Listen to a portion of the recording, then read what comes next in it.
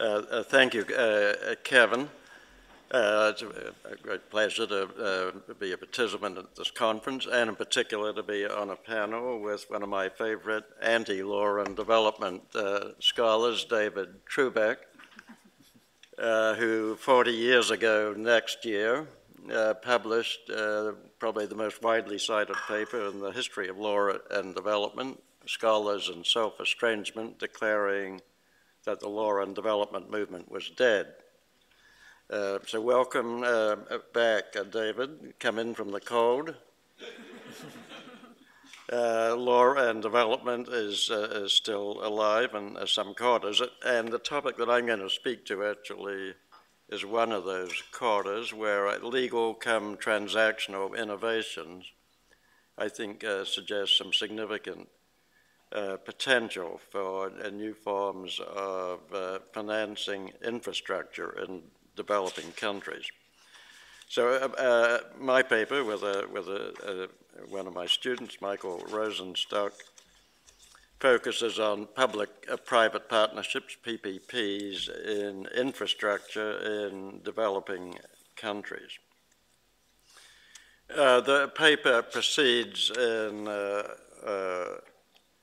various stages that I think have a certain logic to them. Why does infrastructure matter, first of all?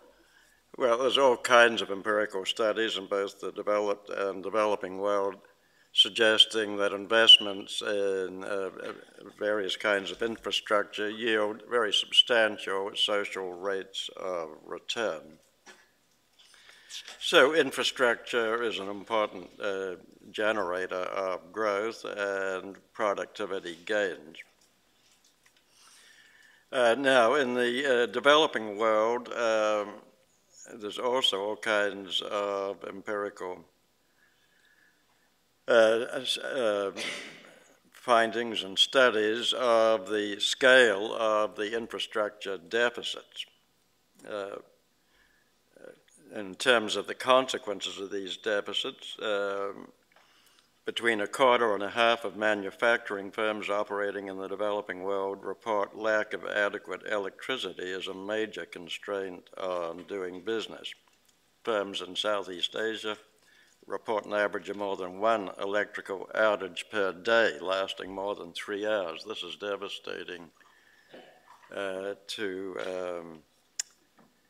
the prospects of establishing competitive manufacturing industries.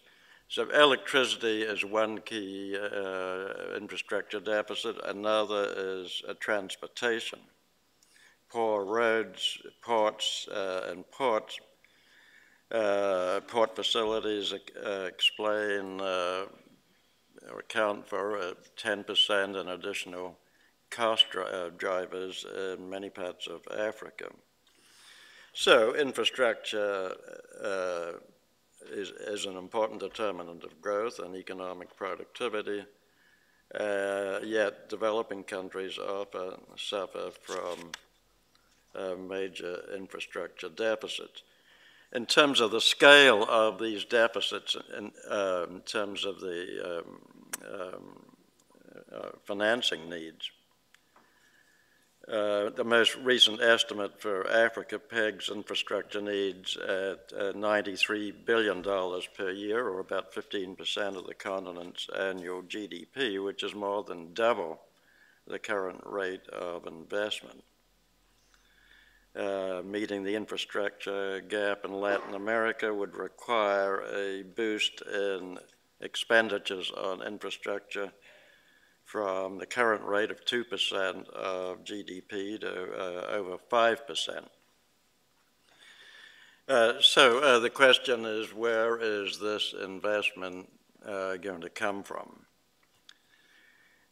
Now, when it looks at how infrastructure, particularly physical infrastructure like electricity networks and roads and ports have been financed, typically government has relied on traditional procurement processes where there'll be competitive tenders to build a particular facility and completed and exit, right? So it's a kind of a one-off transaction. You know, we're interested in building a road from A to B.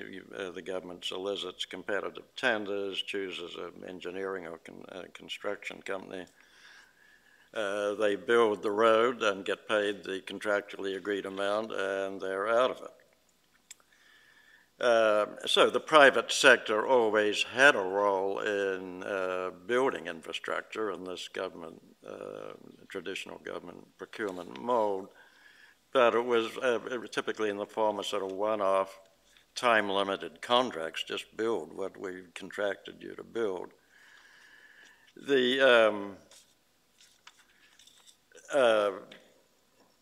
The difference, of course, as I'll point out in a moment with PPPs, is that these imply a continuing relationship between government and the private sector partner that involves many more functions than just building something that the government contracted with the private party to build.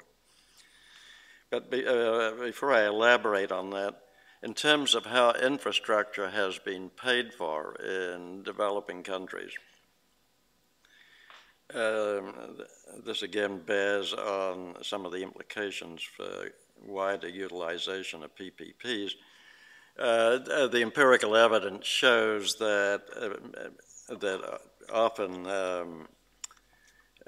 this infrastructure is operated by state-owned enterprises.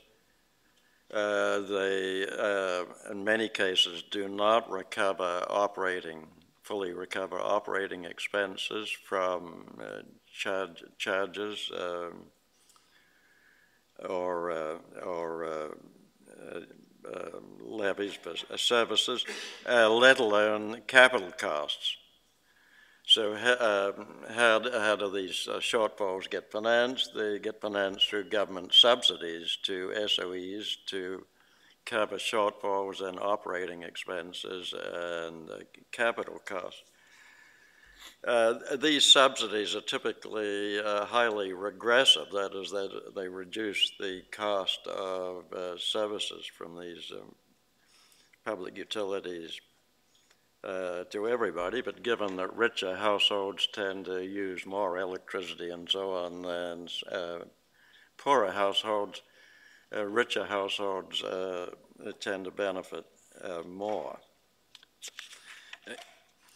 Now, when we shift to this relatively new mode of financing infrastructure, public-private partnerships, a number of things change. As I've already mentioned, these are not one-off transactions, right, where the government, through the procurement process, advertises for tenders and a competitive bidding process, and a facility is built and the builder moves on. Rather, these are ongoing, often very long-term relationships. And on the financing side, typically, but not exclusively, the private party would seek to recoup its investment in capital investments through service charges. That is to say, the role for across-the-board tax-funded subsidies would be reduced. Now, over the past 20 years, there's been a dramatic growth in the public-private partnerships in the infrastructure sectors in developing countries, and one of the graphs at the back of our paper indicates the fairly dramatic growth starting in about 1990 through to 2011. In 2011, $145 billion was committed to public-private infrastructure partnerships in developing countries. So this is not a purely hypothetical construct. Now, Mariana's already signaled to me that she intends to challenge my definition of public-private partnership, but despite being warned of this challenge, let me adhere to it for the moment. We have in mind that what defines a public-private partnership is a contractual arrangement where the private sector commits to building either new or refurbishing or expanding existing infrastructure, and in doing so agrees to provide a bundle of functions, typically project financing, often designing the project, financing it, building it, managing it after construction, and operating and maintaining it for some contractually agreed period of time, and will receive a return on its investment either through an agreed schedule of user fees or some combination of user fees and government transfers. But what is, I think, key here in terms of defining the essence of a public-private partnership is the bundling of a range of related functions. Bundling or vertical integration: design, build, finance, manage, operate, maintain. These functions are all vested in a single private sector provider over a large part of the life cycle of the project. And that, of course, is in sharp contrast to the standard government procurement model, where after the private sector party has built the road or the port or whatever it is, the government takes over its operation. So what is the virtue of bundling all these functions in a single private party? I think there are two virtues. One is this reduces coordination costs. That is, if the government had to arrange for the performance of all these functions itself through time, coordination costs, transaction costs are likely to be higher than vesting the coordination function in one single private entity, or typically a consortium. Secondly, the incentive properties of this arrangement in many ways are more attractive than the traditional alternatives, in that a firm in choosing a design structure for the project, construction techniques, has to consider post-construction costs, right? Maintenance, wear and tear, and so on, in a way that a firm that is not responsible for all these life cycle costs is likely to discount some of these costs. So this has attractive incentive properties. Let me turn to PPP experience in the developing world. Some, I think, quite striking features stand out, again captured in a couple of graphs at the end of our paper. First, 43% of projects from 1990 through to 2011, 43% of projects are in the energy sector, essentially electricity, far and away the most important sector for PPPs, followed by transportation, that's roads and ports at 29%, followed by water and sewage at 14%, and telecom at 14%. So energy, then transport, then water, sewage, and telecom. By region, Latin America through the 90s tended to dominate in terms of utilization of PPPs. Over the 2000s has gone flat, and most of the recent growth has occurred in South and East Asia.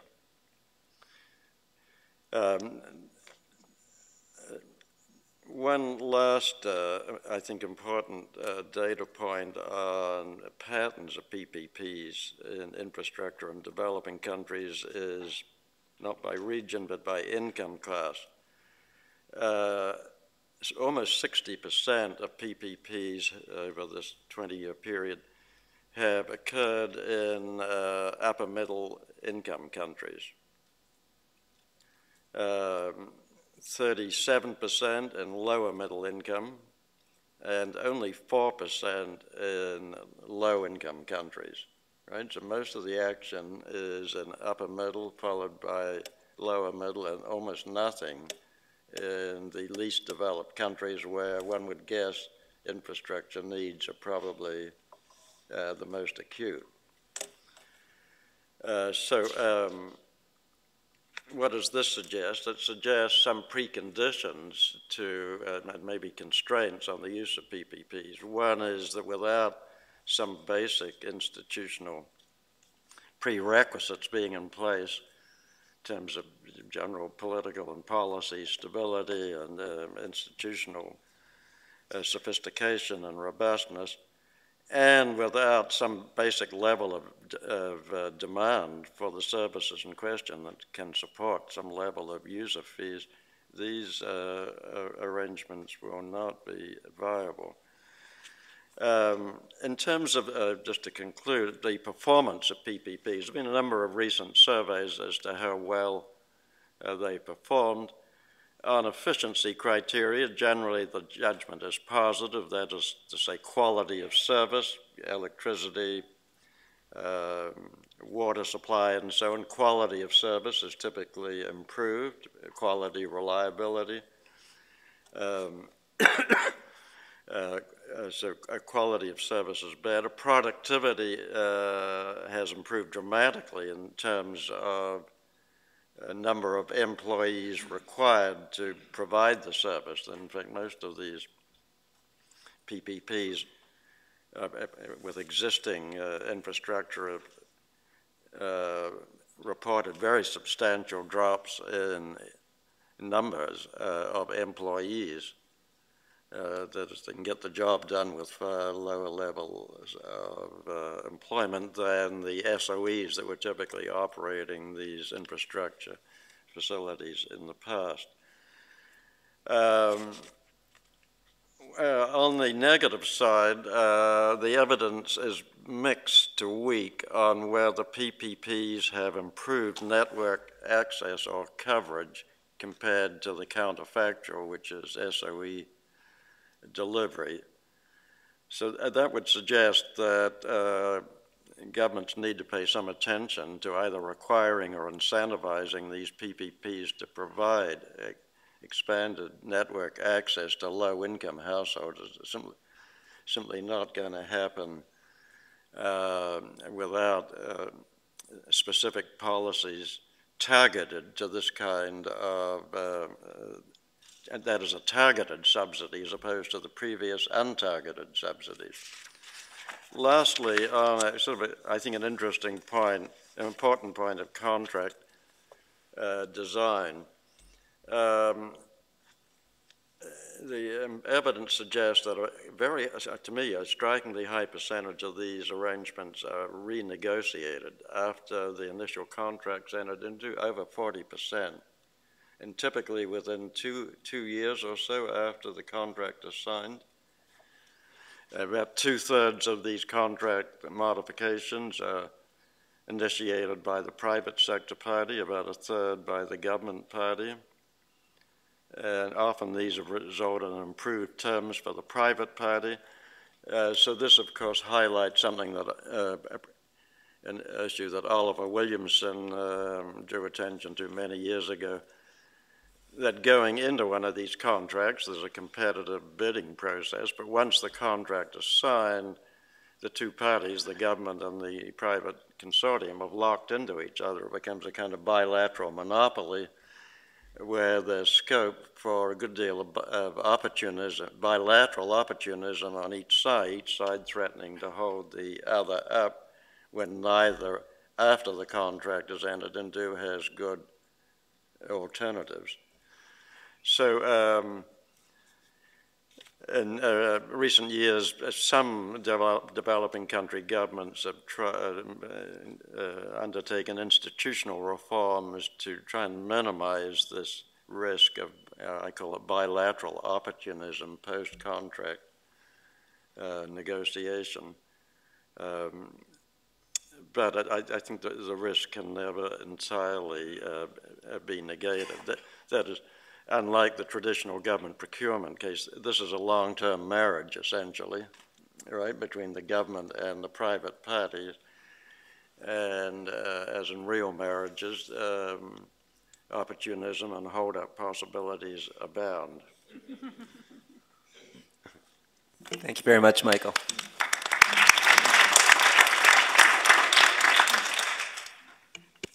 So next we've got Mario Schapiro presenting a paper co-authored with David Trubek about BNDES, which I think of as the largest development bank you've never heard of. So, thank you.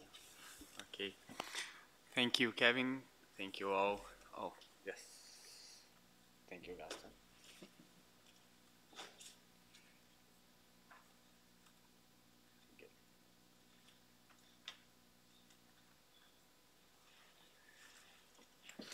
Okay, thank you, Kevin. Thank you all for inviting us to this conference. And basically, I will present the paper, and at the end, Dave will add a couple of words, and the most important part, Dave will respond to the difficult questions. This paper is about BNDES, which is the Brazilian Development Bank, the most important source of corporate financing in Brazil.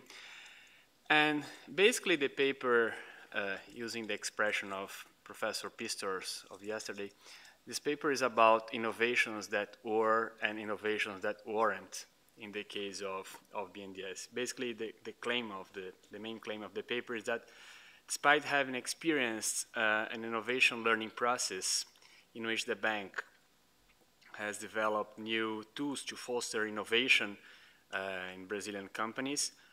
This institutional practice, the bank operation is still concentrated in the financing of old clients of BNDES, which are big companies in consolidated sectors, such as the commodity sector mainly. So in order to present this argument, I will divide this presentation in four main parts.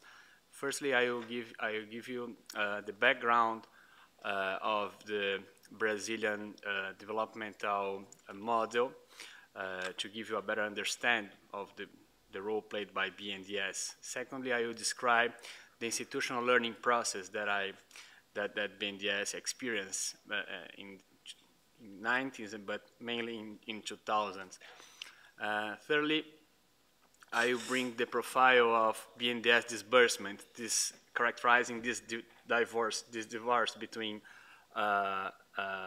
institutional learning and institutional practice. And finally, I will give you an hypothesis that what can explain this divorce between institutional learning and institutional practice experienced by BNDES. So in terms of background, it's important to have in mind that Brazil was a typical case of state-led development. And from the beginning of its industrialization drive, Brazil has relied heavily on public sector to serve as a motor of the growth and employed massively public banks as instrument of development policy. BNDES, for instance, was created in the 50s. And this process was based on an intense institutional building, and the Brazilian policymakers created several new institutions to support the developmental strategy of the 50s and 60s and 70s. Just to show you, this is the number of state-owned companies created per year during this process. We reached 250 companies, state-owned companies, in the end of this process in the 80s. So Brazil was a typically state-led development model. But this model was shifted in the 90s. In the 90s, Brazil carried out a series of market-oriented reforms that expanded the private participation in finance. We privatized a lot of these companies, and from these 250s, we reached in the end of 90s less than 100 companies. So we sold like not us exactly, but the Brazilian government sold like more than 150 companies in one decade. But despite these substantial changes in the Brazilian institutional arrangement, and despite the growth of private banks and despite the growth of the capital market as the other sources of corporate financing as a result of this process, state-owned banks and particularly BNDES continue to play a key role in Brazilian economy. If you see this graph, you can see that BNDES is the main source of external finance. The first most important source of corporate finance, the white one, is the retaining of earnings of the companies. But the gray one, the first gray one, is BNDES, which is the compared to the capital market or private banks. BNDES is the most important source of financing in Brazil still today. And because BNDES is this most important provider of financing in Brazilian institutional arrangement, in the 90s, when we achieved a new setting of political economy, and when the import substitution strategy was practically abandoned, policymakers favored a different strategy, or started to pursue a different strategy of development, which was tentatively more based on innovation and competitiveness. And then there was a pressure from the government to BNDES to develop new tools to support innovation and startup companies. And as a reaction of this reorientation in the industrial policy of Brazil, BNDES has developed 4 main tools to support innovative companies. The first one was the BNDES. So this is a timeline that shows you that this is a process that began in the 90s, but the main part, the most important part of this institutional learning process happened in the 2000s. And as a consequence of this process, BNDES developed 4 new tools. Firstly, BNDES, and nowadays BNDES can play 4 roles in financing innovation. Firstly, BNDES can be a kind of angel investor, establishing partnership with technological institutes and ensuring resources in a non-refundable way to develop new prototypes of technological products. The second possibility is that BNDES plays the role of a venture capitalist in Brazilian economy. So in this case, the bank acquires shares in startup companies and tries to emulate the role of a private venture capital. The third possibility is that BNDES investing in private funds in Brazil. We don't have that legal entity as a limited partnership as it's more common in the venture capital industry in the US. In Brazil, the venture capital industry is established via investment funds. And in this case, BNDES can be a partner of these investment funds, providing resources to these investment funds. And in this case, this role is important not only because BNDES structure the funds itself, but BNDES plays here an indirect role inducing or fostering the market for private investment in venture capital. So BNDES is basically investing in the structuring of venture capital industry itself. And the fourth role, which is very interesting as well, is the bank acting via loan contracts, which is the normal way of acting if you are a bank. But in this case, we have two different kinds of obligations. The financial obligation, which are more strict and based on fixed schedule of repayment of the bank, and more flexible obligations that are subject to a permanent monitoring of the bank.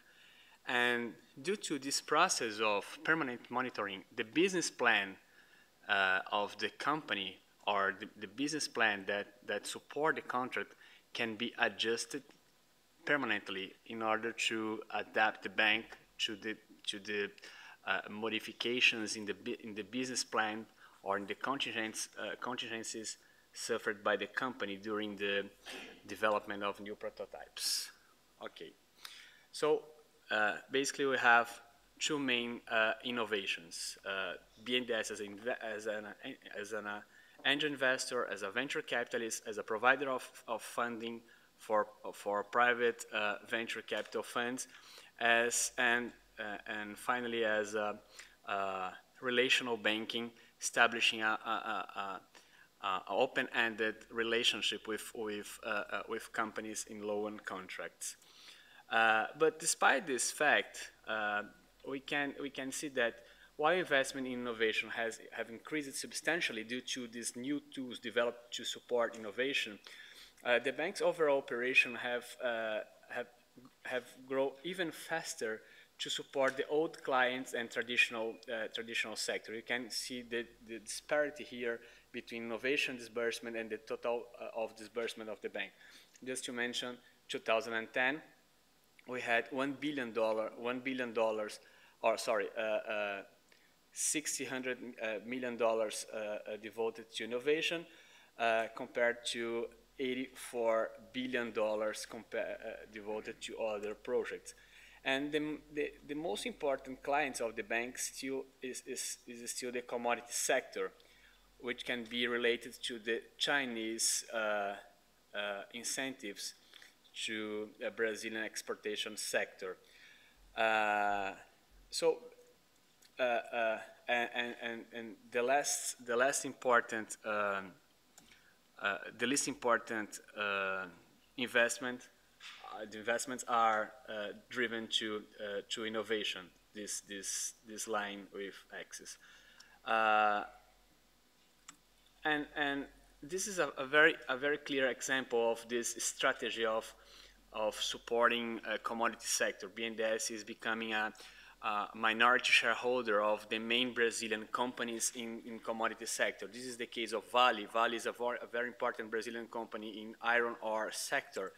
So you can see that Vale is controlled by Valepar, and Valepar has a very important participation of BNDES Par. But BNDES Par is the investment branch of BNDES. But Valepar is controlled basically by Litel. And Litel is basically controlled by the four most important pension funds of state-owned companies. Petros, for instance, is the pension fund of the employees of Petrobras, the most important Brazilian state-owned company. So this is a clear example of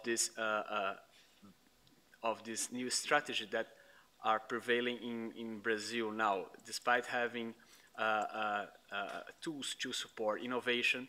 The most important clients are still the commodity sector, and this is the pattern of investment that we are having in this kind of sector. The state is not only the owner of the company, but the state plays an important role as a minority shareholder. And finally, we provide 4 explanations to this divorce between institutional learning and institutional practice. And basically, we are claiming here that we have, firstly, a tendency to favor incumbents. This situation explain. We suggest here that this situation is, I'm concluding, is a typically path dependence explanation. BNDES was established to help create industry in Brazil. Naturally, this process began with infrastructure, basic industry, and traditional sectors. And this industry grew, BNDES grew as well, and developed some expertise to support these companies. But so it's difficult to shift the focus from the traditional sectors to the new ones. The second factor is more about political economy incentives, are the trade-off between the short-term horizon and the long-term horizon. The BNDES officials and mainly the political leaders of BNDES preferred to support the short-term investments than to support the long-term and more risky sectors, because basically the results are not clear in the long term, but are more clear in the short term if you bet in the in more traditional and companies. Thirdly, we have a limited demand in the private sector to support innovation. We have only 4% of Brazilian companies are really innovative in Schapirian sense. And finally, BNDES has been playing very important roles in macroeconomic adjustment and the recovery of financial crisis, which maybe is dividing the attention of the bank to support other kinds of functions in Brazilian economy, most important in the short term than to support innovation. I'm sorry. Thank you very much. Sorry, just not to harp on it, but the $84 billion figure just really jumps out at me compared to the size of the World Bank lending we were talking about yesterday. I think that they've... So I just want to add just a couple of very short words. First, this is a study of how an institution can develop innovation, including legal innovation. We didn't have time to develop, but new legal tools were created to deal with this startup funding, venture capital role, all of that. This took a lot of legal innovation. But when you look at the amount of startup business, new industries and new firms, you see it's very limited. The qualification on this paper and the next stage of the research is, does the bank facilitate innovation within traditional industries, traditional new products, new processes in traditional areas? That is a question that we can't answer. But the theory of the paper is that the sector that we're measuring and the relatively small investment in those new areas are crucial for the country's development and a way to avoid the commodity trap, the Dutch disease, and being part of just an Asian supply chain, all these things that have been mentioned.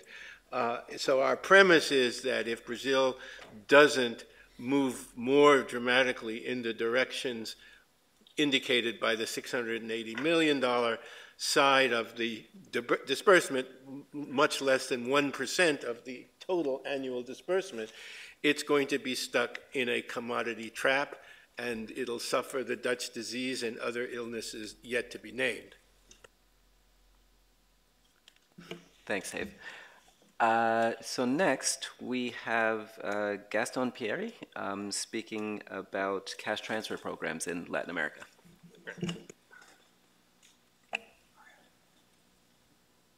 Sorry.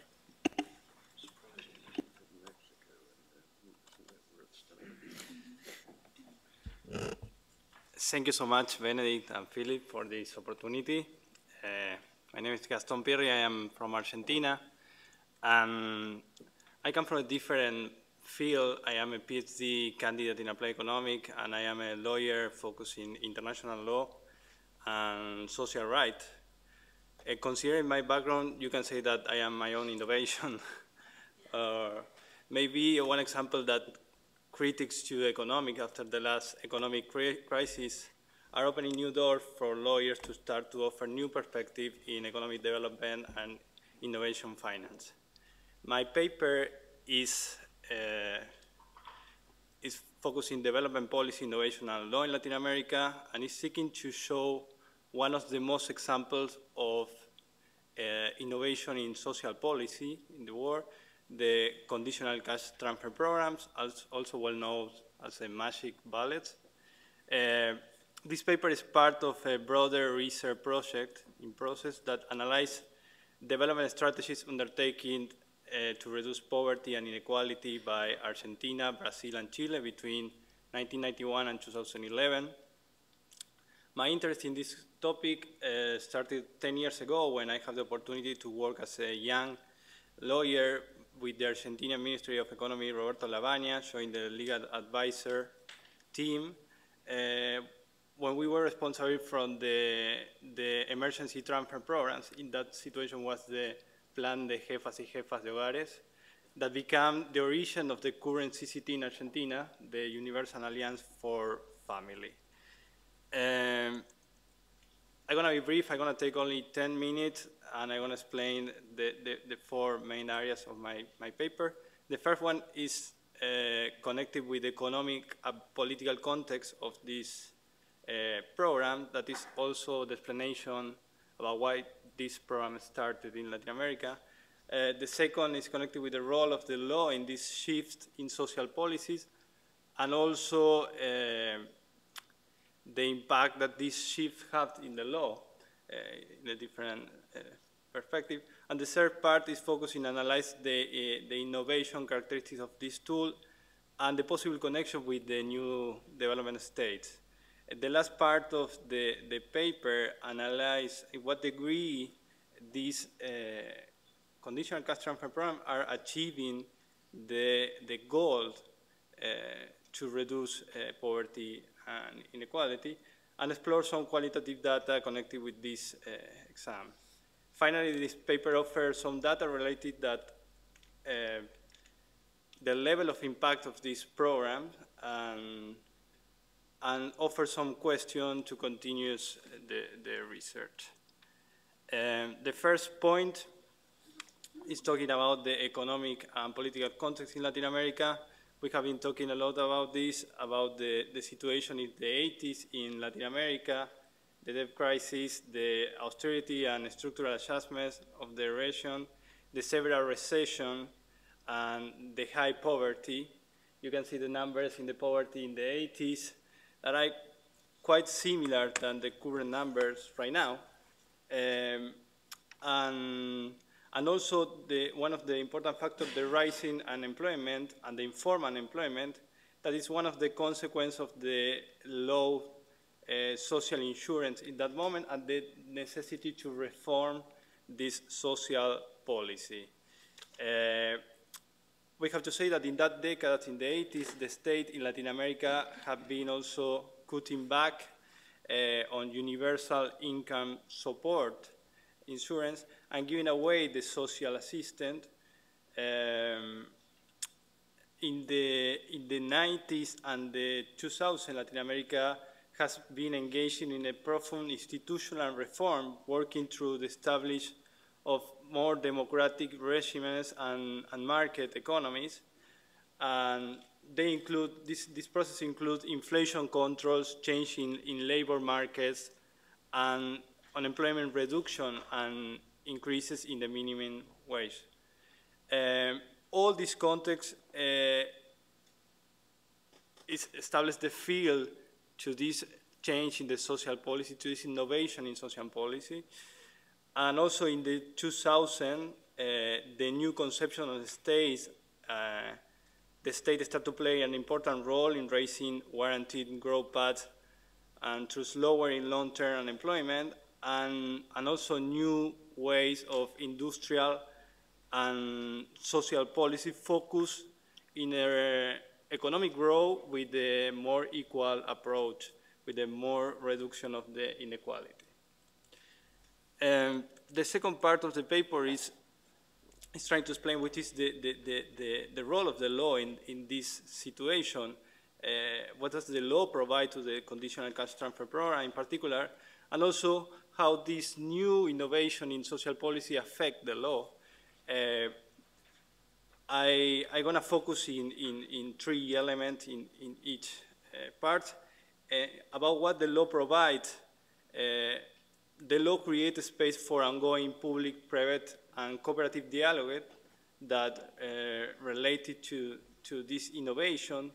Also, the law incurs a new technology.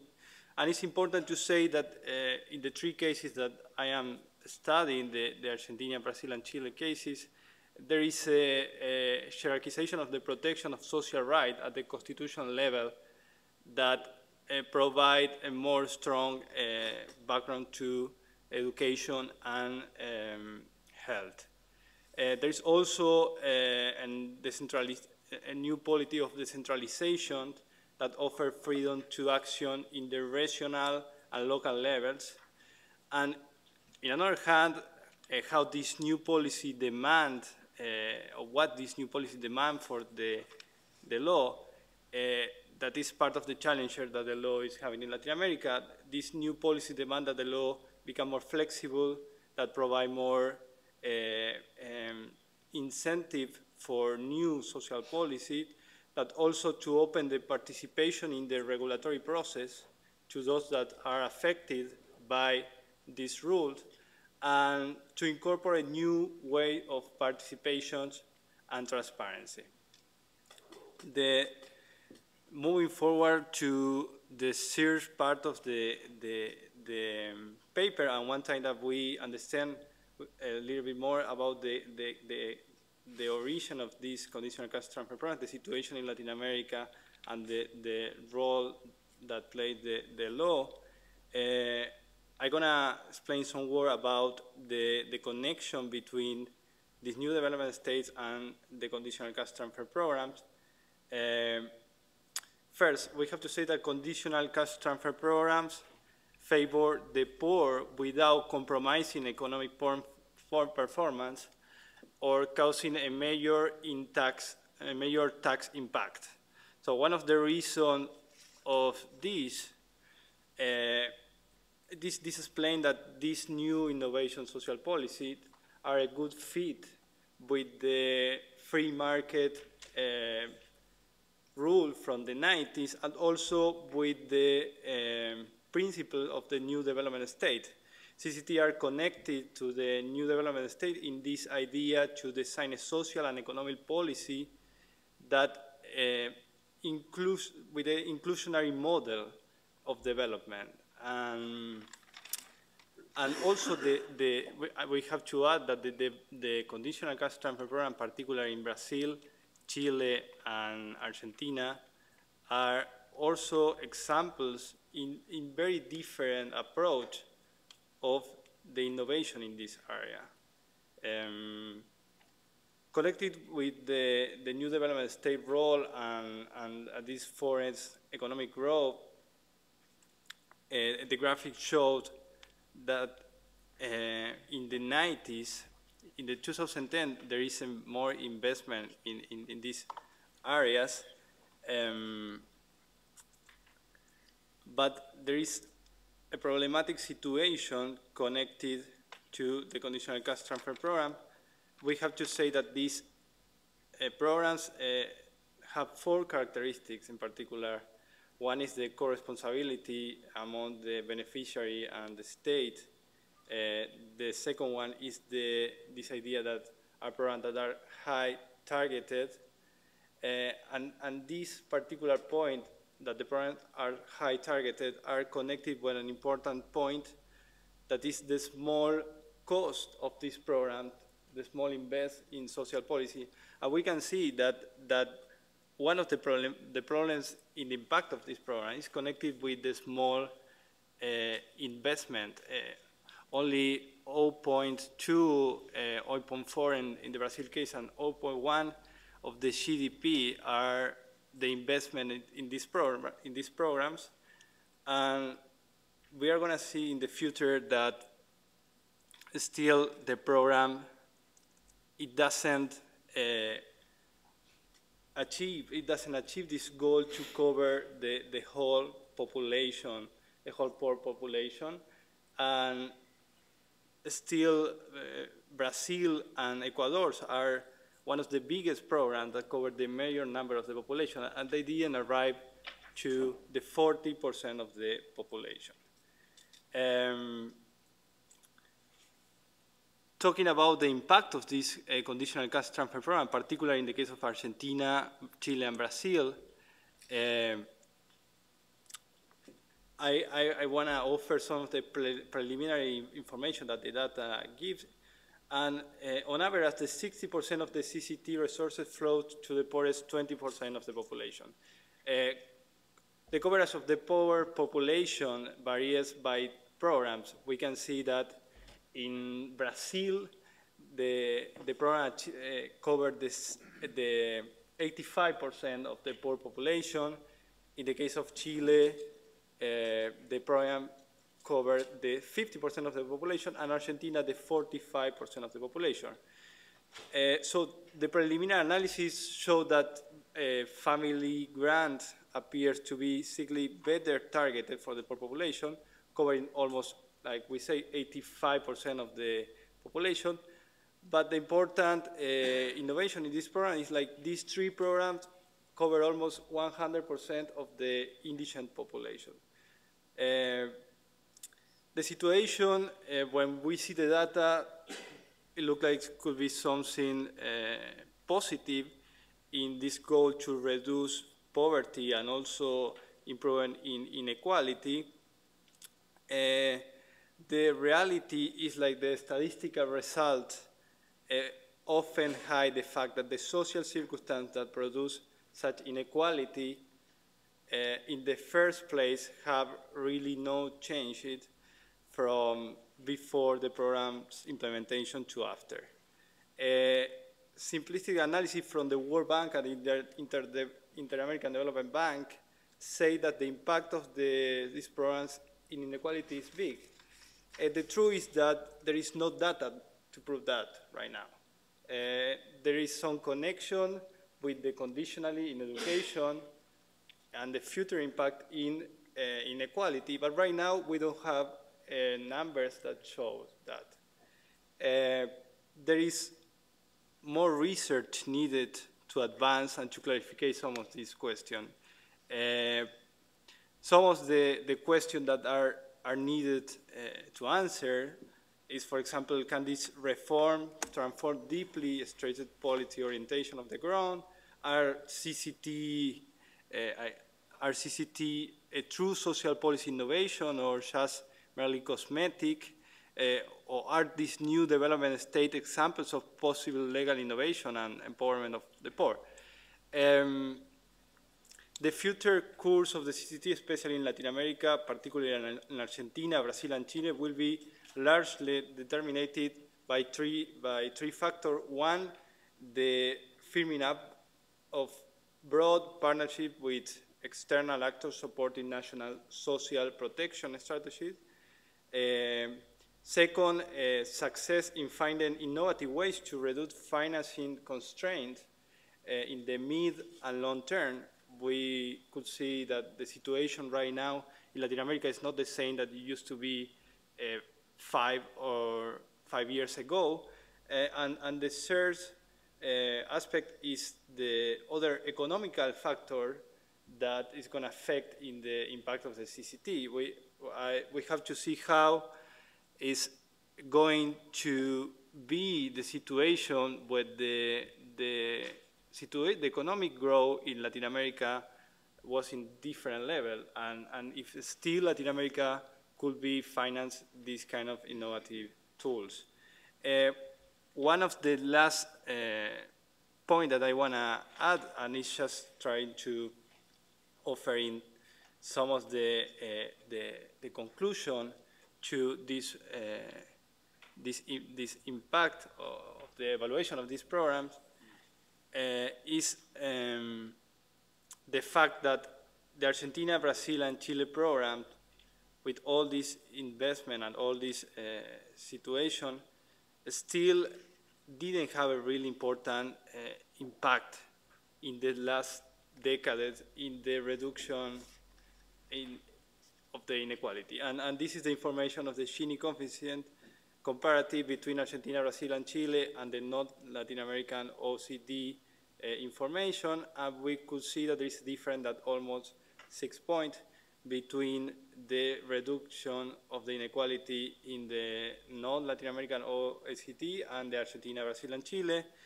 One of the reasons that we should continue exploring, and that could be the answer to this question, is the fact that the low effective distribution of the tax system in these three countries, and the fact that the government investment in this program is still too weak and have more impact than the low investment in CCT. Thank you so much.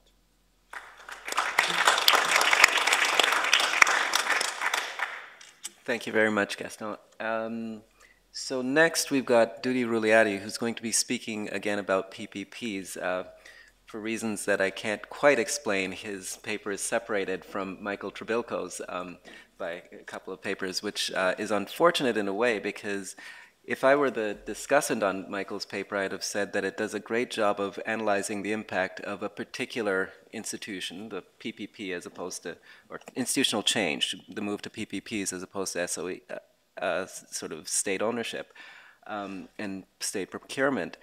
But it doesn't dig as deeply as a sort of contract lawyer would like into the impact of variations in the design of PPPs, and in particular of variations in the design of the financial contracts that are part of the bundle of arrangements that make up a PPP. And so what Dudi's paper does is actually to focus in on that in the context of a particular country in a very interesting way.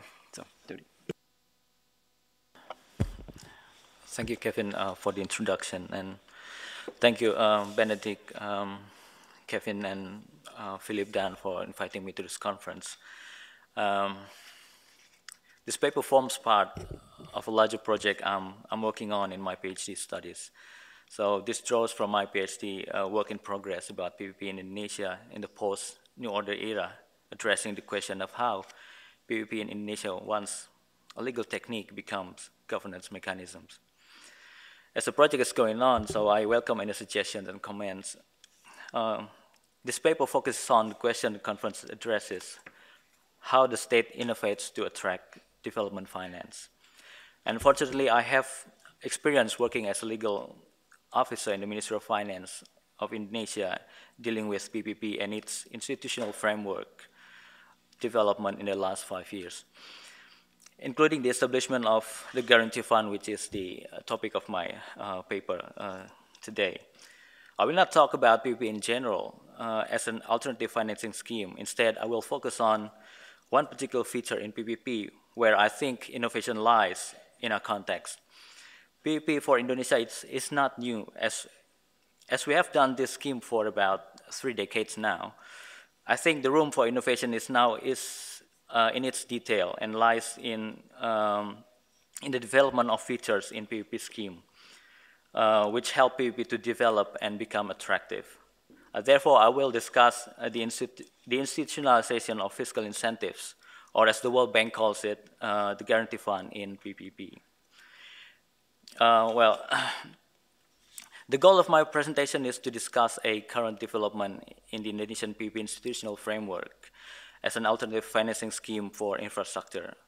I focus especially on the guarantee fund, which is proposed by the World Bank as a solution to increase the value of government guarantee and further enhance creditworthiness of PPP project and making PPP scheme more attractive. I will address 3 questions regarding the guarantee fund. Firstly, how innovative is this institution in light of past arrangements of PPP? Secondly, what is Indonesia's role in this innovation?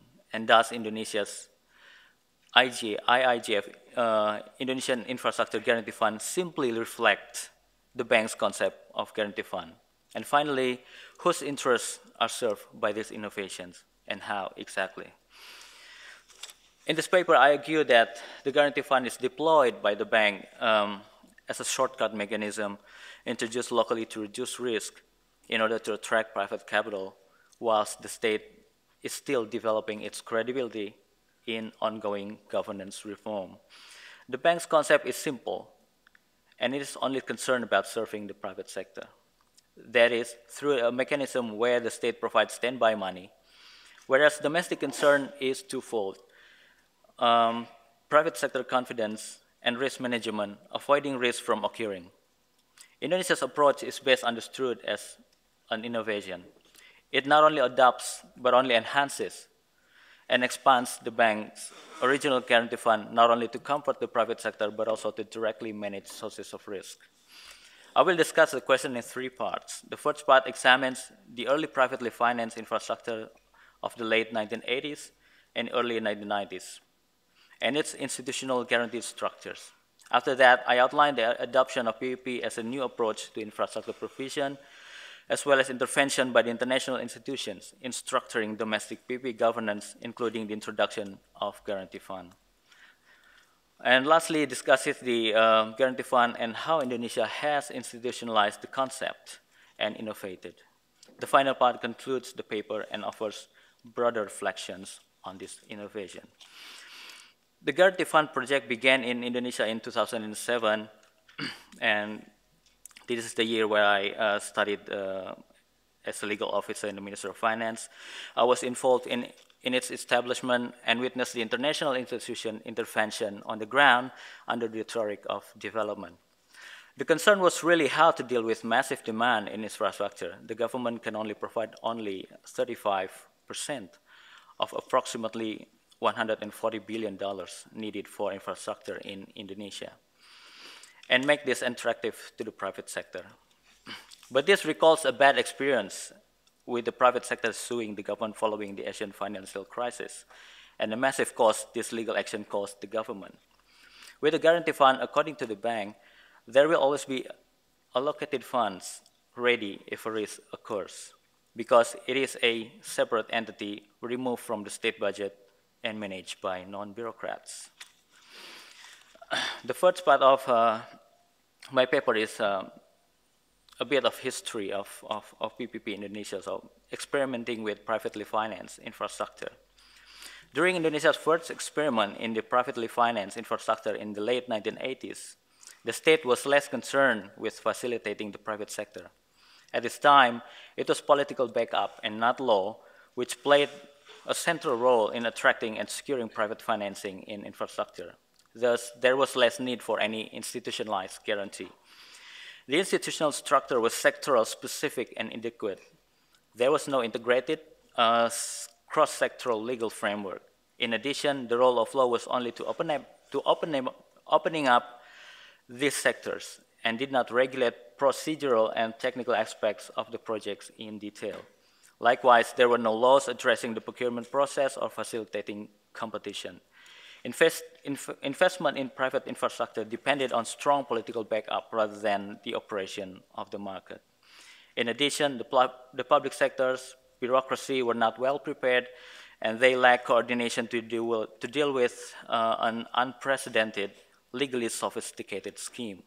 Public sector reform was indeed beyond the concern of both policy and law. The problems with this early approach are well illustrated by the issue of provision of a government guarantee. There was a real need for a guarantee, but existing regulation forbade the provision of guarantee. The Minister of Finance, who held authority over guarantees, was therefore reluctant to provide any. Yet this regulation conflicted with the practical reality that certain schemes needed some form of guarantees as an absolute requirement upon which the lenders, financiers relied. So the response was very informal. A letter of support was issued. There was even a case where the Ministry of Finance, other than Ministry of Finance, that is the Ministry of Mines and Energy, not possessing fiscal authority, issued a guarantee for a project. The minister acted ultra vires by taking fiscal authority of the Ministry of Finance under its power. The private sector was quite happy with that, despite the lack of governance.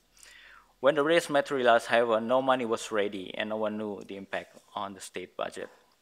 So the shift in Indonesia's approach to privately financed infrastructure began in 1998, partly in response to external pressure from multilateral institutions.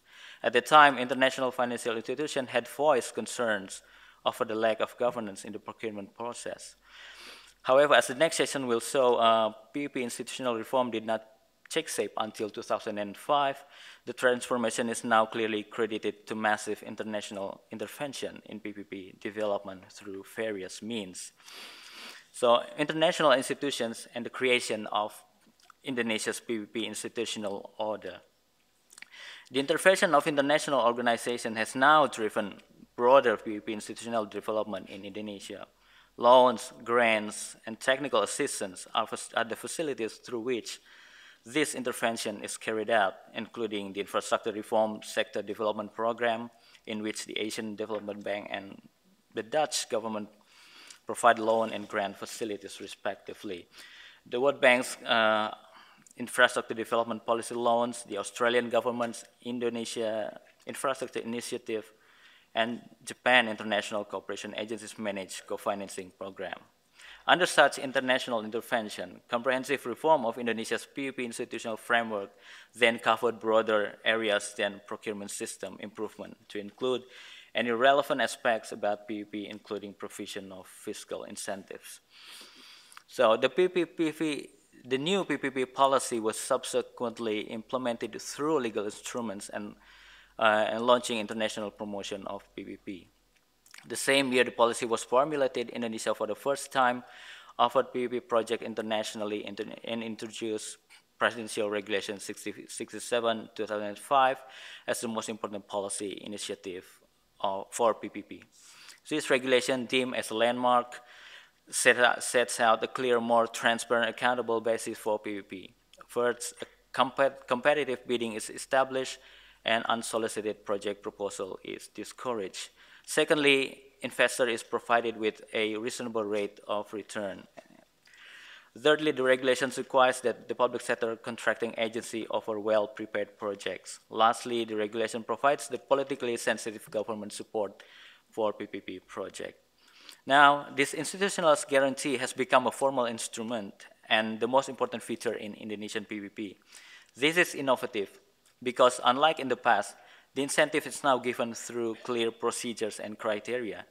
The institutionalization of the government guarantee is the most sophisticated institution established by Indonesian government based on the PPP concept and with technical assistance from the bank.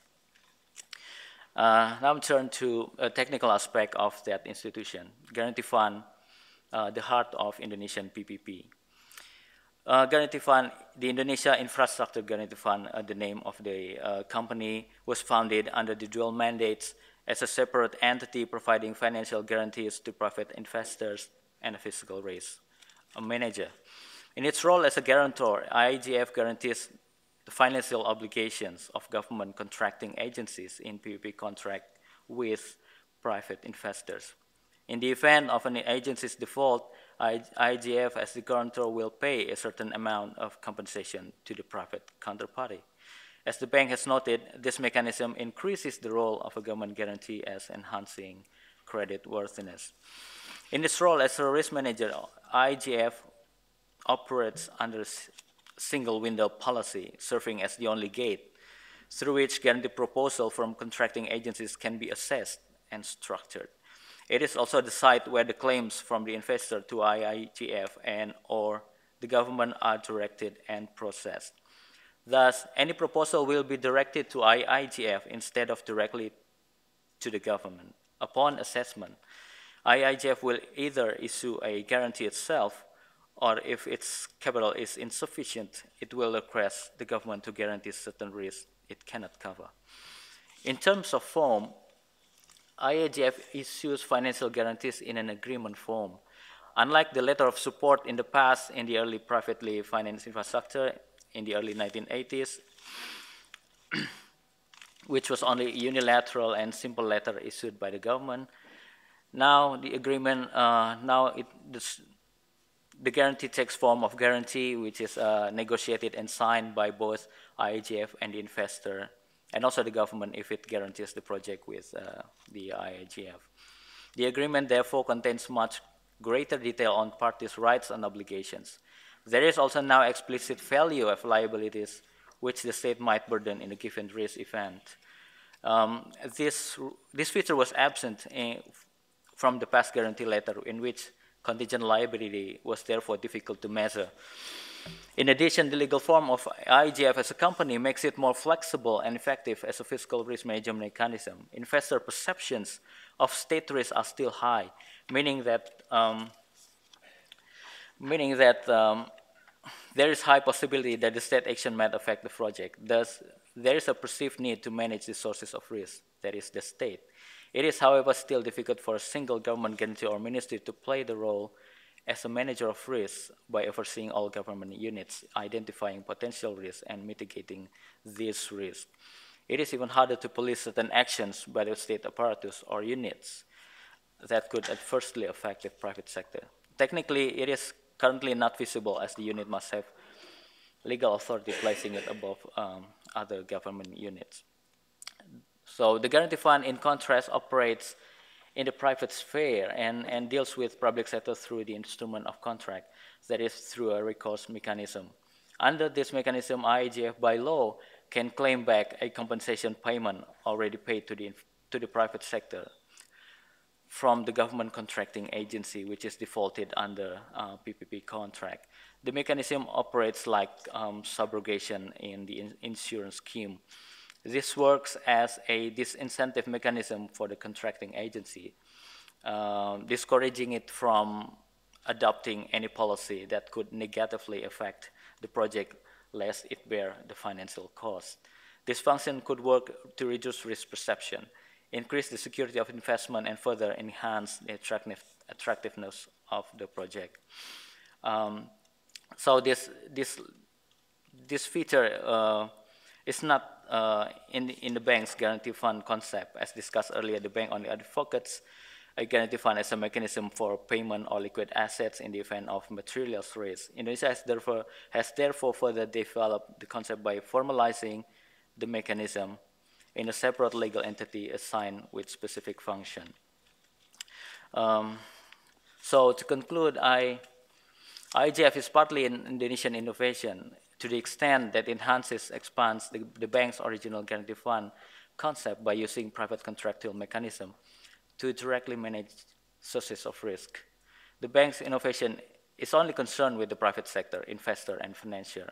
Indonesia has modified and used the mechanism not only to provide funds anticipating risk events, but also to use it to manage risk in such a way to avoid risk occurring in the first place. Indonesia has further modified and innovated by formalizing the guarantee fund as a separate legal entity and assigning it a role to manage risk by directly influencing the source of risk from state contracting agencies. Thus, for Indonesia, guarantee fund has both external dimensions, providing comfort to the private sector, and internal dimension, managing risk from the state through private mechanism. So IIGF additional role as a risk manager has significant and long-term effects in that this domestic institution operates to manage sources of risk and drive institutional reform in the public sector through the private contractual mechanism. Also, it becomes an ex-ante mechanism complementing international law as the ex-post legal mechanism for the protection of international investment. In terms of Indonesian state, this innovation demonstrates how the state authority in infrastructure development has more decentralized towards market mechanism, PPP has further marginalized the state as the provider of infrastructure based on the neoliberal view that the private sector can provide such services more efficiently and effectively. Institutionalization of fiscal incentives, here taking the form of the guarantee fund, further delegate the state's financial management of PPP to the private sector.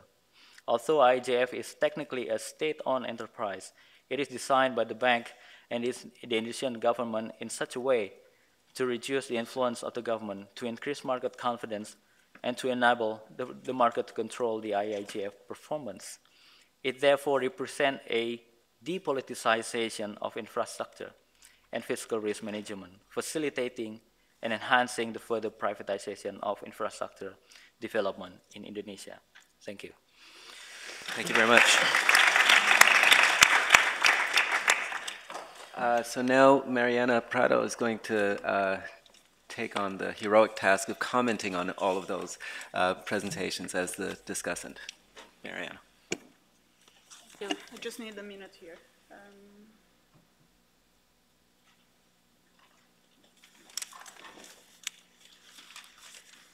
How do you do the oh, here. Yeah, I think it's here.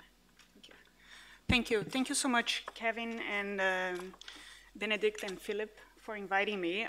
This has been a very exciting panel for me, not only because I'm here with old colleagues. Mario and I went to law school together. Mike and I have been working on law and development issues for a few years now, and also to meet the new colleagues who have been doing super interesting work. So I'm going to try to be brief and provocative since I'm the last speaker, and I'm sure you're all hungry and wanting to go for lunch. So I think my first comment is, what is a PPP? And I'm going to bundle here the two papers, but the comments are addressed primarily, I think, to Michael. And this picks back on Kevin's comment, which is, what kind of innovation are we talking about here when we talk about PPP? And I want to take issue with the fact that Michael includes concessions under his definition of PPPs. So despite teaching in Toronto for 6 years now, I'm actually from Brazil. I went to law school there. And in Brazil, the way we think about concessions is a contract for provision of public services that can be signed up between the conceding entity, which is often a minister, it can be a regulator, and some sort of company. This company can be a state-owned enterprise, can be a private company.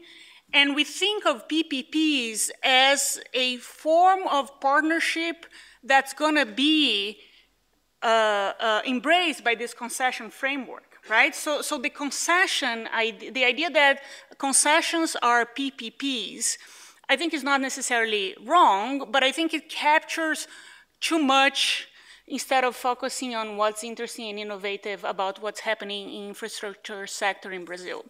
So I would start by pushing Michael to drop that and focus on the idea that the innovative part is this contractual arrangement where there is bundling, there is risk transfer to the private sector, and there is more private capital coming in contrast to the arrangements that we used to have in infrastructure sectors. So let me just illustrate this by calling attention to a point that Michael makes in the paper about the fact that he's excluding full privatization. And this is a quote: the public sector, in the case of full privatization, is a disengaged regulator, but under a PPP is an active contract participant, right?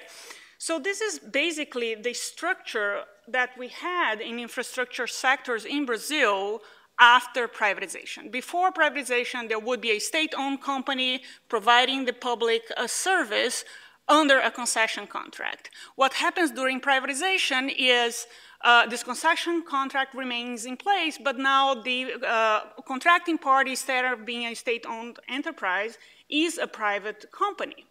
So my claim here is that when we're talking about these concessions, they are classified under PPPs because the private sector was brought in, but there is no legal innovation in this structure. And I have taken issue with that for many years now. The table that you have at the end of your paper is from the PPI unit at the World Bank, where I worked actually as a summer intern, and I collected some of the data there, especially the data from Brazil, and it always struck me as a lawyer that they were considering as PPPs legal arrangements that were very much like old arrangements. It was just that there was a private company now providing the service, but the contractual arrangement was somewhat similar to what we had before. So what is it that we refer to PPPs in Brazil? And I think this is my suggestion in terms of focusing on innovation here. So Brazil, in 2004, passed a statute, which is the PPP statute, that regulates this new contractual arrangement that can be folded into a concession. So right now, when administrative lawyers talk about concessions, we talk about traditional concessions versus PPP concessions. This is the terminology.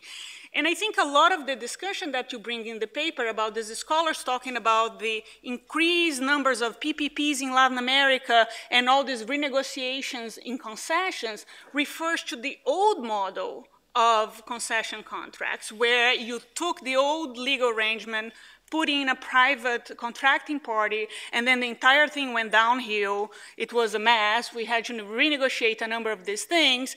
And I think the 2004 reform is somewhat of an attempt to deal with those problems, right? So my invitation to Michael here would be to narrow down the concept of PPPs to focus on what's happening in Latin America since 2004. And here I'm linking with the paper from Indonesia, where basically Dudi also tells us that the PPP's arrangement have been going on for a while, but in 2005 they get consolidated, right? So I would be super curious to know what is consolidated in that 2005 law, right? In terms of, is it the bundling, the risk transfer, the consumer responsiveness? These are often referred to as the main issues that are relevant in the Brazilian law, for instance. So I think there could be a moment here, since it sounds like this project is working towards a publication, right? For us to set the record straight in this discussion of PPPs, which I have been battling for since I was a doctoral student, that people are defining it too broadly. And I think we need to focus on what's innovative here. So the second innovation that I think is interesting, and maybe this is a connection between the two papers. I think Dudi's paper is sort of talking about other types of innovations. So there is layerings of innovations happening here in order to address some of the shortcomings and the problems and the challenges that Michael Trebilcock identifies in his paper. And I just want to add here that I think what's happening in Indonesia is not isolated. So Brazil has these EBP, which is Estruturadora Brasileira de Projetos, is a company that was created after the PPP law was passed in order to design PPP projects. And basically, it's a partnership between BNDES and 8 banks. One is a state-owned bank, Banco do Brasil. The other are private banks. And this company basically offers services to design these very complex contracts that you need a lot of expertise, human capital, et cetera, and it does so under the following condition. They are only going to be paid for the services if the government ends up accepting the proposed arrangement. So it's sort of the innovation in and of itself has a very interesting contractual arrangement in order to align incentives so that the government is not bearing the costs of designing this project. There is incentive for the private sector to come in, but it's also perform-based incentive in order to design this contract. So I think we are trying to address some of the shortcomings, Michael. This is another series of layers of innovations that are happening that I think could be perhaps addressed in the paper. And the third innovation, if you want to keep the concessions in the paper, I will suggest to you that there is an interesting way of doing that, which is Brazil has recently won the bid to host the World Cup, which means we need to build a whole host of soccer stadiums, reform airports, and do a lot of work that I'm not sure is going to get done. But in order to address the challenges that came with the fact that we're hosting this event, the Brazilian government has recently declared that soccer stadiums, which used to be entirely governed by the private sector, the soccer clubs used to raise the money and build the stadiums and manage the stadiums, now they're operating under a concession. So this is a recycling of sorts. Why? Because the concession contract, which is something that we have had for centuries, I think since the times of empire, we have used this contractual arrangement, is now being reapplied in order to bring the state back into sectors where the state have withdrawn. And I think part of what's driving this is the possibility of having these innovative contractual arrangements like PPPs under the concessions in order to attract the necessary financing that we need to build so many stadiums in such a short period of time. So I think that could be also an interesting thing to be discussed in terms of innovations in PPPs. Let me move on. I think I have one more point here, which is I would be curious, and I think Latin American countries are interesting in this aspect, where I think there is, consensus in the literature about the advantages of having a framework, setting up the terms of the PPPs and regulating it extensively in order to give some sort of predictability and certainty. But in Brazil, there is an issue about a trade-off between having this framework that set up certainty versus opening up for experimentation. I would also be curious to know if in Indonesia you have faced this. So the example here is the state of Minas Gerais, which had implemented PPPs before the law was passed in 2004. They had actually adopted structures that were slightly different from what the law predicts. And they felt a little bit of with their hands tied, because once the law was passed, they did not have the possibility of working with some of the arrangements that they thought were more advantageous to them as opposed to the arrangement proposed by the federal government through the law. So the interesting discussion here is, I think there are some of these trade-offs that I think needs to be discussed in terms of how much certainty and how much experimentation we're dealing with. PPPs in Indonesia, I'm just going to focus on your paper now. And I think Dudi does a very interesting work on the discussion about how developing countries are adapting global institutional formulas to local needs. There is a clear connection with a project that I have been involved with, which is the regulatory states of the South that Benedict mentioned in his opening remarks this morning. But I was curious to hear more in your paper about what exactly is the problem that this guarantee fund is trying to address, and especially the innovative features of it that you describe in your paper. So a few possibilities here, right? It's a separate legal entity because the government can be opportunistic. So by separating it from the government, you're sort of separating it from sheer political opportunism, right? Which is something that we see sometimes in some of these contracts.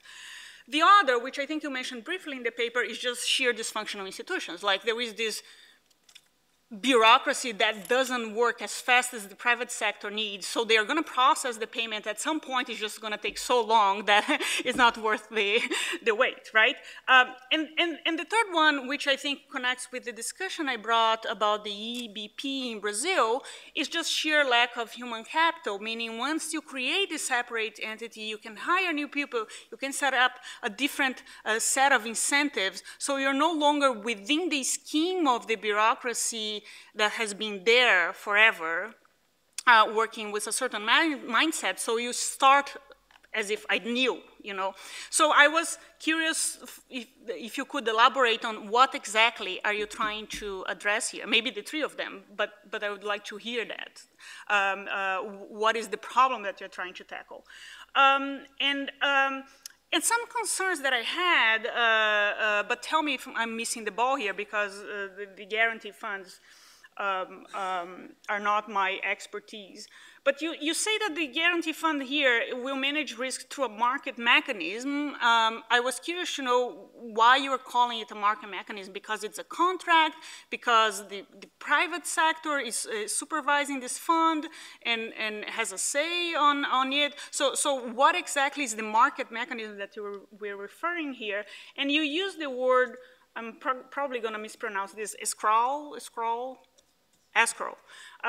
account, which raises to me an interesting question about the debate we have with bilateral investment treaties. And the question here is, bilateral investment treaties, according to some scholars, have been designed in a way that they provide too much guarantees to private investors. So the developing country governments have no leeway of managing a renegotiation in case of a macroeconomic crisis, right? So I'm wondering, in this case, who is setting up what's the breach of contract, who breached, whether it was the government, the private party, and who has to pay what for whom? Because I understand that the guarantee fund will expedite the disbursement of money, right? But there needs to be a governance structure here defining who breached the contract, and if that structure is not there, you can see this being captured by the private investors very quickly, right? So I was wondering if you could talk a little bit about how you address that. And I'm running really out of time. I'll be faster. BNDES. So one interesting question that I think comes from Mario's paper is that BNDES has not been an agenda setter in Brazil. It has very much been an agenda follower, in the sense that the government sets up what's the development agenda, and BNDES disburses the money according to the plans of the government. And more interestingly, it has not been a knowledge bank, which is the discussion we had yesterday about the development bank, right? So it has not set up this duty of trying to actively discuss what's good for development or not. And this is especially interesting because in the case that Mario is describing, it's a follower that does not follow, right? It's a follower that says, okay, I'm going to do what you're telling me, and then it pretends to do, but it doesn't. I think the interesting question here is why this is not happening. And Mario has addressed a little bit the political economy issues of why these innovative mechanisms, innovative financial mechanisms for science and technology innovation have not expanded, and especially in the paper he mentions inertia and high costs.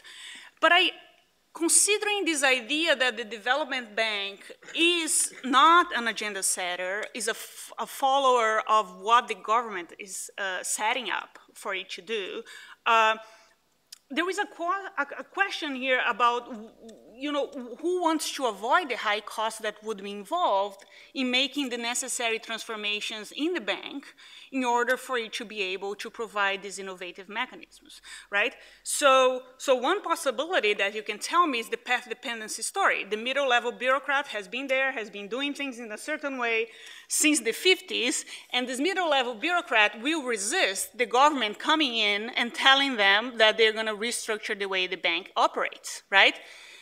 So that would be one possibility, and this would suggest that ironically, these past reforms that were done to promote development are now blocking the possibility of us promoting development. But I think another possibility is just that the government is not interested in doing that, right? And I think this is a little bit of a connection with your paper, which is the BNDES, by keeping funding these old clients that have always been there and a part of the economic setup of the Brazilian patrimonialist state, it's sort of, the government continues to do that because that's a way of being politically supported by these powerful political actors, right? So you can blame maybe the middle-level bureaucrats, but there is a question as to whether the government is even trying to change the governance structures of BNDES to change these incentives, right? Now finally to the conditional cash transfers and the developmental state. So I'm gonna do the same that I did a little bit with Michael, which is push Gaston to a direction that I'm not sure he wants to go, but I'm gonna do it anyway. Where is the innovation here? And I think what's interesting in your paper is you're talking about very innovative policies. But the interesting portion is that despite the literature that you cite discussing it as development strategy, despite the involvement of the World Bank in funding it, in Brazil, they're not sold as development policies, right? The development people talk to Mario and BNDES, and when we're talking about conditional cash transfers, the word development, I rarely see it attached to the conditional cash transfers, right? So a little bit of, it would be interesting to unpack a little bit this political dynamic of why the government is not saying, okay, we're gonna invest in development and CCTs is the way to do it, right? And when you ask that question, it's interesting because I think your paper doesn't quite come and say that, but I would invite you to put your foot on the door and say that the new developmental state is a form of state that is very different from the old developmental state that was the state that the old BNDES, right? Meaning, instead of promoting growth, which was the old model, why is it promoting? It's promoting a new concept of development, which is HDI. So your paper is very focused on inequality, and I was a bit puzzled because the conditional cash transfers is you give money to poor families for them to send their kids to school and regular health checkups, right? So it's basically the HDI formula. Money, education, health, and this is going to promote development. So first, it's innovative because it's adopting a new concept of development, right? How it's doing it, unlike the BNDES, which addresses the supply side, we're addressing the demand side here, right? So the people who are consuming the health and education services are the ones that are receiving the financing instead of us building schools and building hospitals and doing all that. And I think the last interesting question here is what's driving this? So the old developmental state was government directives and worked very well during our military dictatorship. And I think that's a little bit what I was suggesting, as suggesting that BNDES is still a follower. But the new developmental state is largely responding to electoral pressures, right, as you discussed in the paper. So I think all the elements I'm mentioning here, they're, except for the HDI, which you don't touch, are in the paper, but you don't put them there and say, this is the old, this is the new, right? And the new, and this new is super interesting because it contrasts so clearly with the old, which I would invite you to do, or perhaps listen to you why you don't want to do that. And here, my final point is, I think there is a question, an interesting question for the two of you between this old developmental state that's still there, lingering, financing old companies, and this new developmental state with new innovative social policies. And you, in your presentation, you said, I think it's a good fit, the new developmental state. Prince, yes. But I think there could be some tension there, right? Which is, why are we spending $85 billion to give loans to established large corporations in Brazil and borrowing money from the World Bank to finance the conditional cash transfer, right? So one question here is, why don't we abandon the old model and invest our resources in the new model? This is the new thing, right? Perhaps your answer is going to be, well, because they're complementary models. We need both, right? And I think David Trubek was sort of suggesting we do need to foster innovation, and there is a little bit of investment in the supply side that's going to be required to do that. But if that's the case, is it possible for us to coordinate this in a more intelligent way? Because it doesn't sound to me like the two branches are talking to each other. So I'm going to end my comments here. Thank you very much.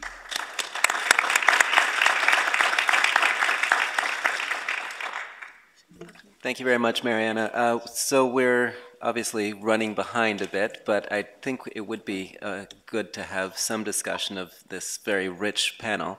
So the floor is open. Tim? A very rich set of presentations. I wanted to give a quick comment on the first two papers, because it seemed to me there was something of a tension between them, between Michael Trebilcock's paper emphasizing the crucial importance of infrastructure investments, that is, investments in essentially large, very long-term projects. And at least how I heard Mario Schapiro's and David Trubek's paper, which was suggesting that one of the things that was wrong about how this Brazilian Development Bank was doing its business is engaging in very large long-term investments. Now, it seemed like you were starting from a very different starting point there, but can you say a little bit more about what these old industries are, in fact, that you are concerned about? It seemed like some of them would be exactly the industries that Michael Trebilcock is telling us we need to see investments in. I'm thinking maybe we should collect a few questions before letting our panelists answer. So, Lorenzo? Yes, I have a quick comment and then a question to Mariana. The comment, I think that this panel was very helpful to highlight one of the problems of this project, that it's a good thing that the project will have to solve. That is the problem of defining, of definitions, because we've seen here the problem not only of defining innovation, but also of defining PPPs. And I found very interesting to connect this session with the other of yesterday, because today we have seen what traditionally a PPP is. And if I think of the EU law or what's happening in Europe, when you mention PPPs, this is about infrastructure, is about this kind of investment. But when you move to the global level of sector like David addresses yesterday, so the global health, you see the public and private partnership is considered in a total different way. And here comes with what Mariana pointed out quite well. It's the reason for having this public intervening. And I thought that the example of the Brazilian World Cup is very interesting, because you see there when you have a private investment system when call for public intervention. Now, the question that I have to you is that, did it happen the same for the Olympics, for Rio? Because my feeling is that one of the reasons because it happened for the World Cup is that you have a global private regime that was the FIFA and that is fully private, and in that case they needed a sort of public endorsement, not only public money, but also public endorsement in order to accept the decision that would have been made in order to realize that kind of new venues. And this is something that in the sports system happens also in other cases, like for the anti-doping, for example. So I think that this example can really highlight, and this is also something that I addressed to the other panelists, what's the importance to see the reason for having this public and private interaction once that you try to go beyond the investment context. Thanks. I also enjoyed the panel very much, and just in response to the general question of definition, I suggest that perhaps there's a continuum from old to new, or new innovations to those that can be replicated, and so I think this panel was very rich in demonstrating, I think, in this particular context, that perhaps you're talking about a continuum, and that the new will always somehow be foreshadowed by what existed before. Thank you. Let me turn to the panel. If you'd like to take turns responding, let's go from, let's say, this end, David, and then through Dudi. First, I'm going to indulge, and I want to respond to Michael's comment that I killed law and development. I plead not guilty. I plead not guilty. Actually, Dr. Trubek and Dr. Galanter encountered the patient, which was suffering what we thought was a disease of excessive involvement in the practical affairs of the assistance agencies, and this was not very healthy for long-term academic success. We gave them a dose of medicine. Unfortunately, we overdosed, and the patient didn't recover from the treatment until many years later. This is a kind of reincarnation story that I won't go into. But I do want to make that very clear, because our intention was to purify the field from the pull of the policy audience, as somebody once said. It obviously didn't work. And of course, what we didn't also understand was, without the money that was being poured into the universities in the 60s and 70s to fund law and development, it wouldn't survive, because there was no inherent base in the universities to study these issues, no student interest, no faculty support. It was all outside money. I say all this because now we see the world has changed. And thanks to Benedict and Kevin and the others here and other institutions around the country and around the world, law and development under perhaps under a different name, and Philip and the people in Gießen have put it back on the map. And to me, after watching the patient go through its initial death throes, it's a wonderful thing. So that's my important, that's a word from your former sponsors. Okay. So on the question, I wanted to answer, I guess it was Tim who raised the question. In fact, some of the investments that we're talking about are good. The issue is not the question of the goodness or badness of the investments the bank is making. It's the relative mix.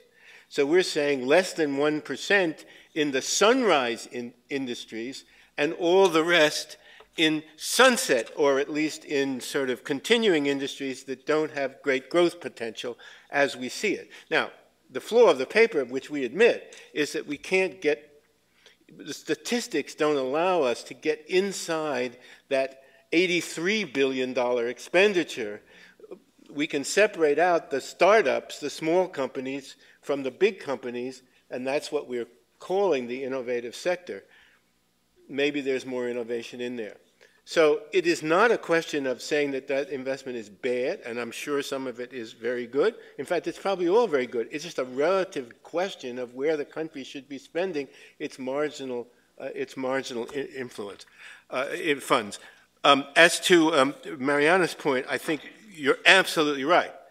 That is, I think the government is ambivalent, and that's one of the reasons why the bank can't figure out what to do, because it is very much under the pressure from the existing industries to support them, and it's also got this national champion strategy, which means you go for the big companies with existing niches in the global economy, which is not moving you into the sunrise industries. It's moving you into commodities and things connected to natural resources and agriculture, like meat and beverages and things like that. So I think that there are these pressures, and so it's not like the bank is failing to follow. The government is sending ambivalent signals, and that's part of the complexity of the current political moment. I think you nailed that perfectly. Going out of order, Mario, did you want to add to that? Yes. Two quick comments. Firstly, regarding the concessions, I see a difference, Mariana, between the traditional concessions and the concessions in the 90s, because basically the concessions in the past was largely based on regulation by cost, and concessions in the 90s was largely based on regulation by price cap. The regulation by price cap. So basically is a more privatized kind of concession. And PPPs is more based on, it's a kind of concessions that involves more subsidiation. Subsidies, yes. Necessarily two kinds of subsidies, or partial subsidies or full subsidies. So the involvement of government is more active in PPPs. And in Brazil, in my view. And regarding BNDES, I would say that we could organize three complementary explanations. First one is the conspiratory explanation that the follower that is not a follower, which means that BNDES is captured by investor interests. It can be. The second possibility is that the political incentives, despite being interested in innovation, the government itself must reach good results in the short term. For instance, Brazil grew only 1% last year. So, which is more realistic, betting in innovation and achieve good results in 10 years, or betting on consolidated sectors and big companies that will provide a good standard of, or good pattern of investment in the short run, and Brazil will grow like 3-4% in the next year. That's the challenge that the government must handle now. And the third explanation is more about a budget maximizer possibility, because the middle level bureaucracy receive bonus in BNDES, and this bonus is based on BNDES profit. And the traditional sector and the profitability of big companies are more predictable than the startups and innovative companies ones. So the middle level bureaucrats can have interest in or can have incentives to support traditional companies. And finally, I do agree that the $80 billion in BNDES and the CCTs are completely complementary. It's the same political economy arrangement. We are providing two kinds of grants, or because the family grant, the name of family grants in Brazil is Bolsa Família, and there is a very popular joke in Brazil that Lula's government provided two kinds of bolsas, two kinds of grants: the Bolsa Família to the poor and Bolsa Empresários to the entrepreneurs. And BNDES was the kind of entrepreneur grant. Thanks. So Dudi, Michael, Gaston, I've just noticed we're running out of time, so if you can respond, but at the same time be relatively brief, that would be terrific. Thanks.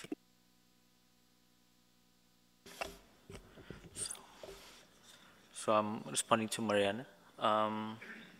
So basically the works of IGF is simply to comes in as a guarantor of the contract, PPP contract between the authority or public sector with the investor. So the IGF guarantees the obligations of the public sector. So if, for example, the public sector then default, then IGF will steps in to pay the compensation to the private sector. And because of that particular role, IGF can influence the public sector to educate and then to tell them that if you did something like this, and then you will finally bear the cost finally in the end, because IGF will always chase the public sector to pay back. That's exactly the basic concept of the IGF. But then we think that the government then assigned the role to IGF to initiate reform in the public sector, to influence the public sector to not to make some policy that will adversely affect the project.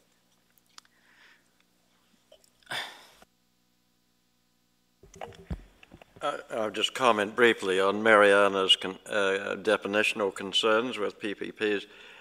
I don't think I can agree on excluding concessions altogether, because think of any PPP involving completely new infrastructure. It's going to be an exclusive contract to design, build, and operate and maintain this infrastructure for a period of years. So if that's a concession, how can we possibly exclude that? I think a more relevant distinction is between private sector arrangements relating to the operation of existing infrastructure versus private sector arrangements relating to the construction of new infrastructure. So in the case of existing infrastructure, it may well be the case that there are efficiencies to be realized by a government entering into a management contract with some private party to manage the assets and be compensated through user fees, maybe regulated on a performance-based regulatory basis. That's not new infrastructure. Our whole paper is predicated on the need to close the infrastructure deficit. So the management contract solving a different problem, that is how to manage existing infrastructure more efficiently,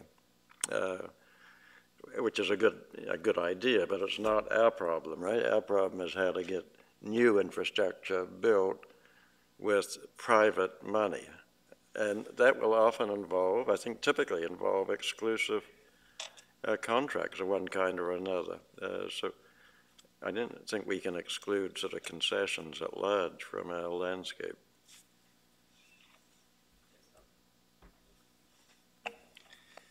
Thank you. You are completely right about the issues that we also have about the definition in the social policy. And you are right also about that I am not completely sure that this is a new development, part of the new development, or is it still connected with the old school of development. And about the first point, I agree that this program, the new definition of human development, some of this program, but still they have the old definition of poverty and inequality in that sense. Also, if you go back to the origin of the CCT, most of the people talk about the case of Mexico with Oportunidades and also Brazil, but the CCT started in the 1980s and was part of the central politics of the World Bank, of part of the strategy for policy reduction. So there is a connection with the old model of development, and also there is an interesting paper from Ben Fine from 2009 that talk about this. The paper is called Finance and Social Policy, and he talked about that these conditional cash transfer programs are part of the complementary Washington Consensus agenda, and you also could see some connection with the Washington Consensus agenda in the in this conditional cash transfer program. That's what I still have some doubts if there is something connected with the new development, or there is, like I put in the question that I would like to continue in my research, is part of the old development with some cosmetics showing that something new. Then about the question about why Brazil asked for money to World Bank for poverty and not for corporation, I see that that is something that everybody knows. World Bank is never going to give money for finance corporation, but yes, they're going to give money for finance programs to reduce poverty.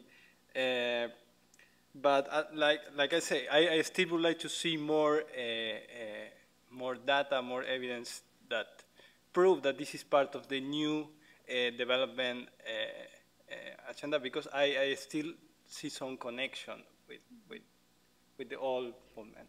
But I completely respect your points. Okay. Very, very brief. Just respond to Lorenzo, a great point, and I think there is this international connection. So just to go back, calling these state use concessions was also a form of the state to control quality, security features, and a whole host of things. So it's a regulatory arrangement of sorts, and it's interesting, the international connection. So thank you for that. I think it's an interesting point. Let me thank our panelists again for a terrific session.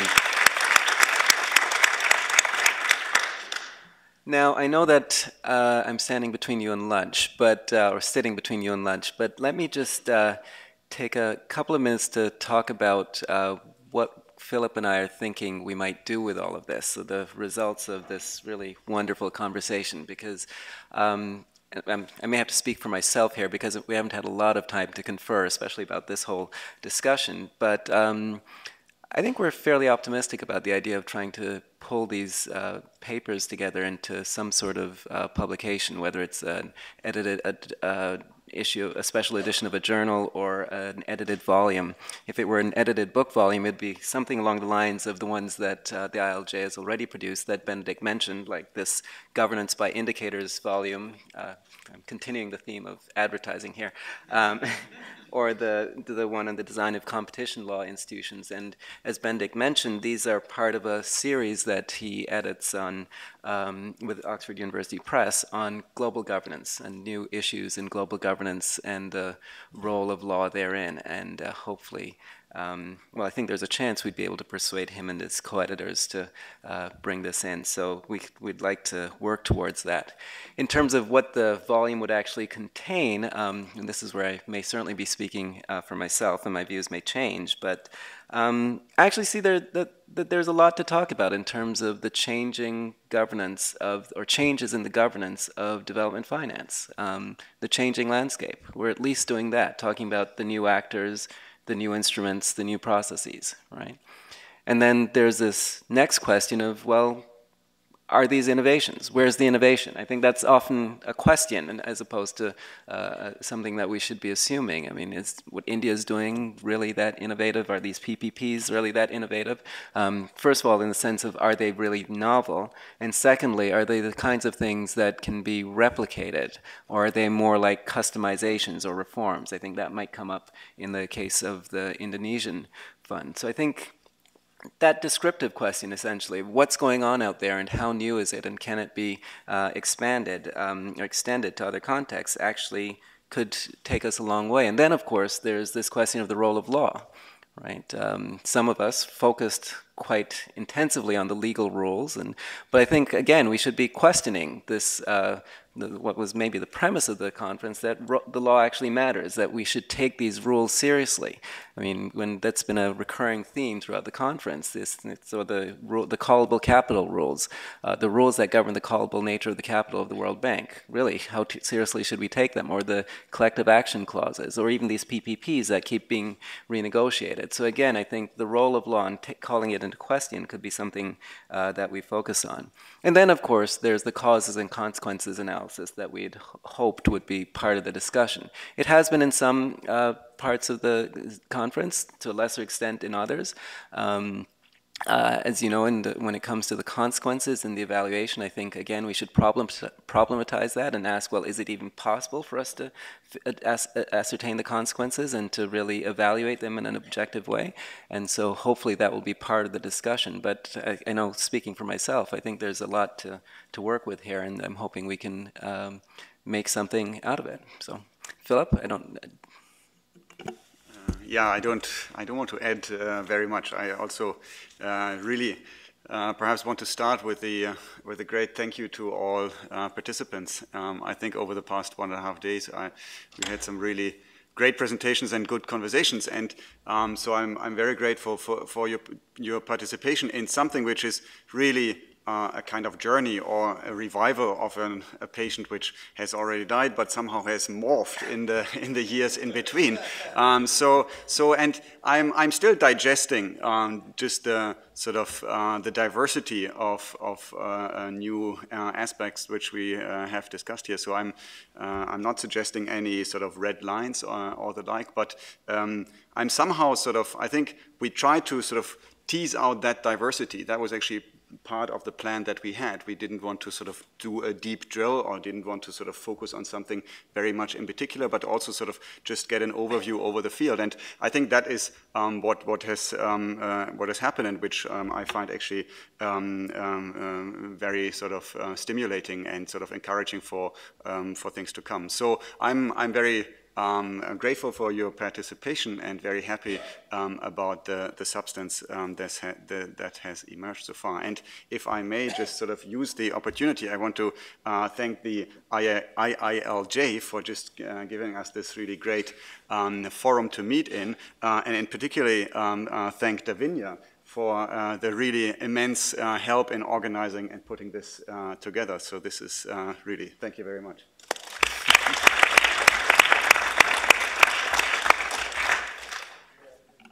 And of course, our student rapporteurs who have been typing away silently. We should also thank them. So Meninder, Mesa, and May had to leave. So thank you.